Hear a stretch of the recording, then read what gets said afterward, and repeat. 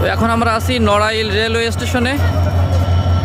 এই প্রথমবার এই লাইন দিয়ে ট্রেনে করে ঢাকা যাচ্ছি। তো নড়াইল রেলওয়ে স্টেশনটা আপনাদেরকে একটু ঘুরিয়ে দেখাই। দেখুন, আমাদের যে রূপসী বাংলা ট্রেন সেটি প্ল্যাটফর্মে কিন্তু এইমাত্র এসে দাঁড়ালো। দেখতে পাচ্ছেন একেবারেই নতুন একটি রেল লাইন এবং নতুন রেল স্টেশন, এই নড়াইল রেল স্টেশন। এবং আমার পিছনে দাঁড়িয়ে আছে যে ট্রেনটি, এটি হচ্ছে রূপসী বাংলা এবং এটি হচ্ছে আপনার মাত্র 3 ঘন্টা 35 মিনিটে যশোর থেকে আমাদেরকে ঢাকা নিয়ে যাবে।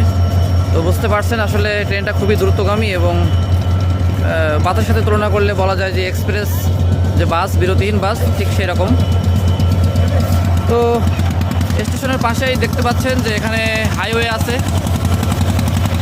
নড়াইল স্টেশন আমি প্রথমবার, ট্রেনটা খুব বেশিক্ষণ এখানে স্টে করবে না। তো ট্রেনে আবারও উঠে পড়বো।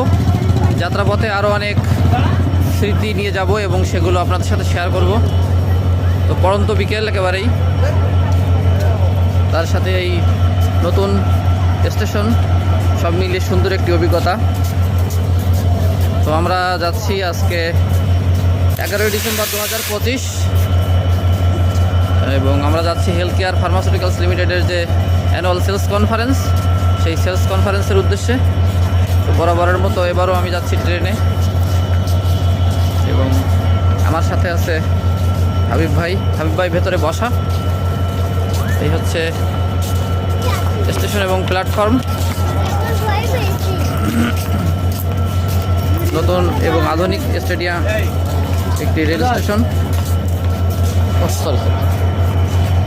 চশমাটা পড়ে গেছে এখানে, বুঝতে পারিনি, এক ভাই আর কি হেল্প করলো। তো যাই হোক, দেখা হবে অন্য কোনো স্টেশনে আপনাদের সাথে। ভালো থাকবেন।